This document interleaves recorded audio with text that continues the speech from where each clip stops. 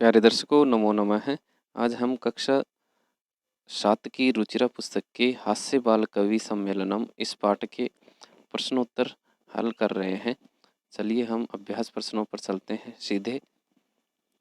अभ्यास प्रश्नों में देखिए, सबसे पहला प्रश्न है उच्चारणम कुरुत। उच्चारण करिए। तो ये शब्द हैं, इनका मैं उच्चारण कर देता हूँ। ये सारे शब्द अव्यय शब्द हैं और ये बहुत ही उपयोगी शब्द हैं। इनको आप अर्थ सहित लिख लीजिए। अर्थ भी मैं साथ साथ बता देता हूँ।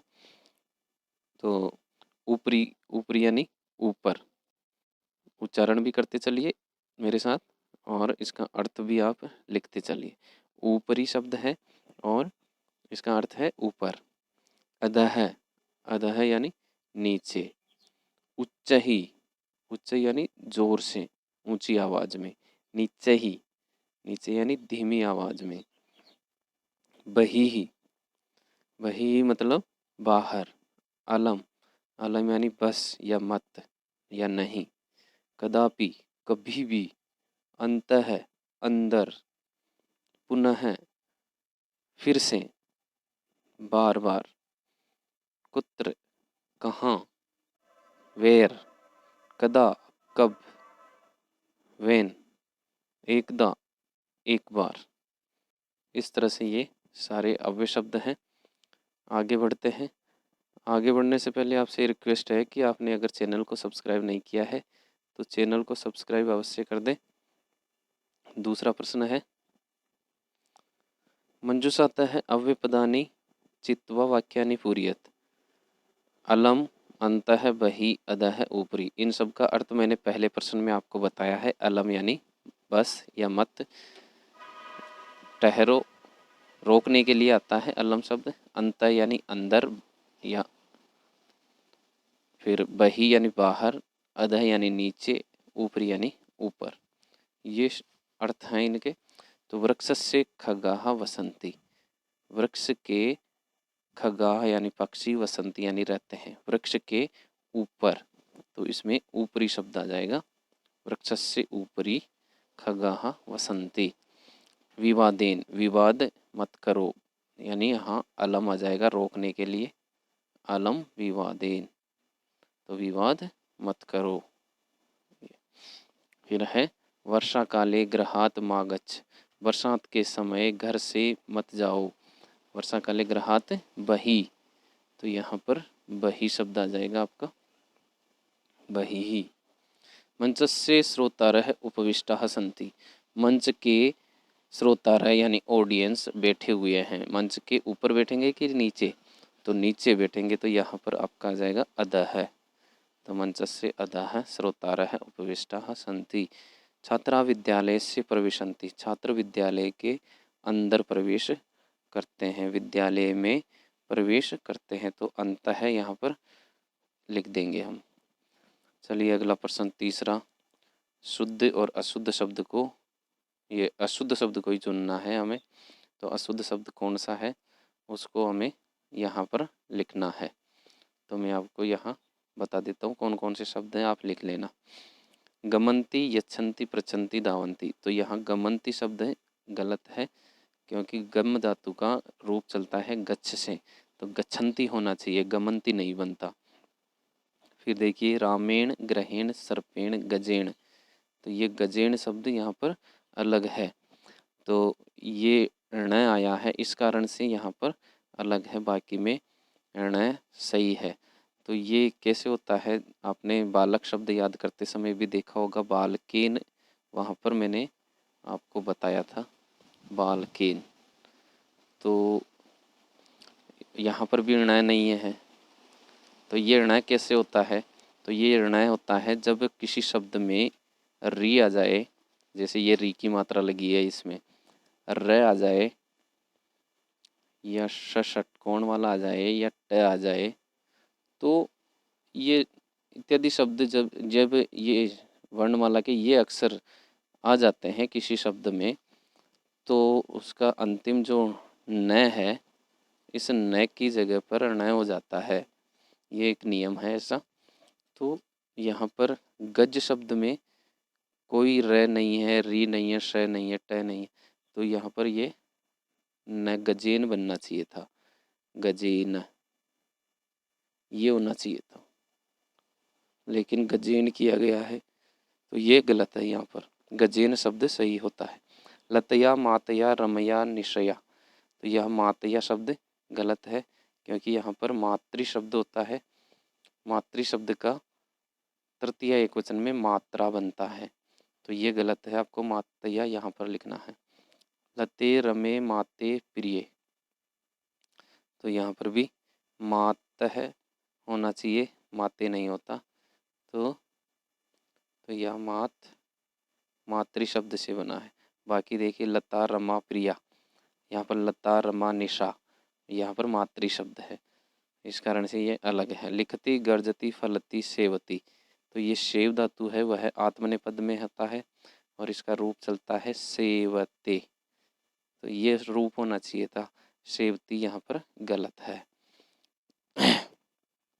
चलिए चौथा प्रश्न हम करते हैं। मंजूषात समानार्थक पदानि चित्वा लिखत, समानार्थक शब्दों को चुन करके लिखना है। प्रसन्नता यानी प्रसन्नता का, चिकित्सक यानी डॉक्टर, लब्धवा यानी प्राप्त करके, शरीरस्य यानी शरीर का, दक्षा यानी निपुण कुशल, तो प्राप्य यानी प्राप्त करके, तो यहाँ पर लब्धवा आ जाएगा आपका, लब्धवा, लब्धवा यानी प्राप्त करके। कुशला यानी दक्षा, ये समानार्थक शब्द है, समानार्थक यानी पर्यायवाची। हर्षस्य यानी प्रसन्नता या हो जाएगा, प्रसन्नतायाः। फिर देहस्य यानी शरीरस्य हो जाएगा, शरीर और देह दोनों पर्यायवाची होते हैं, शरीरस्य। वैद्यम यानी चिकित्सकम, डॉक्टर हो जाता है, चिकित्सकम। ये प्रश्न भी हमने कर दिया है, चौथा भी। चलिए पांचवा प्रश्न करके देखते हैं। पांचवा प्रश्न क्या कहता है? पांचवा प्रश्न कहता है कि प्रश्नों के उत्तर एक शब्द में दीजिए। तो मंचे कति बाल कवैया है उपविष्टा संति, मंच पर कितने बाल कवि उपविष्ट थे यानी बैठे हुए थे? तो चत्वारः बाल कवैया है, तो चत्वारः लिखना है। के कोलाहलम कुर्वन्ति, कोलाहल कौन कर रहे थे? तो श्रोतारः कोलाहल कर रहे थे, श्रोतारः। फिर तीसरा है गजाधर कम उद्देश्य काव्यम प्रस्तुत होती, गजाधर किसको टारगेट करके कविता सुनाता है? तो वेद्य को टारगेट करके सुनाता है वह, तो वेद्यम लिखना है केवल आपको। तुंदिल कस्य ऊपरी हस्तम आवर्तयति, तोंद वाला व्यक्ति किसके ऊपर हाथ फेरता है? तो तुंदस्य ऊपरी लिखना है, तुंदस्य, केवल तुंदस्य लिखना है आपको। लोके पुनः पुनः कहानी भवन्ति, संसार में बार बार क्या प्राप्त होते रहते हैं? तो शरीराणि, शरीर प्राप्त होते रहते हैं, शरीराणि। शरीर तो आदमी को मिलते रहते हैं, लेकिन दूसरे के द्वारा प्रदत्त भोजन बार बार नहीं मिलता। किम कृत्वा घृतम पिबेत, ऋणम कृत्वा, ऋण लेकर के, तो यहाँ पर ऋणम लिखना है आपको, ऋणम कृत्वा घृतम पिबेत, इस प्रकार से। छठा प्रश्न अब करते हैं, ये भी एक स्टोरी है, इस स्टोरी में हमें खालिस्तानों की पूर्ति करनी है, और ये खालिस्तान भी इसमें मंजूषा में दिए हुए हैं, तो ये देखते हैं एक बार। पूरा एकस्य नृपस्य वानरः आसीत्, पूरा यानी पहले एक राजा के एक वानर था, एक राजा का एक वानर था। तो वानर कैसा था? पहले मंजूषा के जो शब्द है इनको अर्थ सहित में बता देता हूँ। नासिकायाम एव यानी नाक के ऊपर ही, वारम यानी बार बार, खड्गेन यानी तलवार से, दूरम यानी दूर, मित्रता यानी दोस्ती, मक्षिका यानी मक्खी, वेजनेन यानी पंखे से, उपाविशत यानी बैठ गया या बैठ गई, छिन्ना यानी कट गई, सुप्ता यानी सोया हुआ, प्रिय यानी प्यारा। तो पहली पंक्ति में खालिस्तान में आएगा प्रिय है, तो यहाँ पर प्रिय शब्द आपको लिखना है। पहले खालिस्तान में प्रिय आ जाएगा। पूरा एकस्य नृपस्य एक वानर आसीत, पहले एक राजा के एक प्रिय वानर था। एक द नृप है सुप्त है आसीत, एक बार राजा सोया हुआ था, सुप्त है दूसरे में आ जाएगा। वानरः व्यजनेन ताम अवीजयत, तो इसमें व्यजनेन आ जाएगा, व्यजनेन ताम अवीजयत। तदेव एका, तभी एक मक्षिका, मक्षिका आ जाएगा इस खालिस्तान में। नासिकायाम उपाविशत, बैठ गई, इस खालिस्तान में उपाविशत आ जाएगा। फिर यद्यपि वानरः व्यजनेन ताम निवारयति स्म, यद्यपि वानरः वारम वारम, इसमें आ जाएगा वारम वारम, बार बार। तथापि सा पुनः पुनः नृपस्य नासिकायामेव, नाक पर ही, नासिकायाम,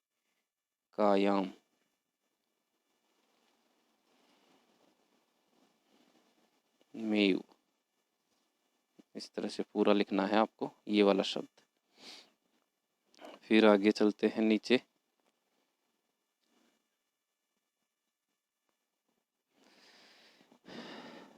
अंते स मक्षिकाम हंतुम, अंत में उसने मक्खी को मारने के लिए खड्गेन, तो यहाँ पर आपका खड्ग आ जाएगा,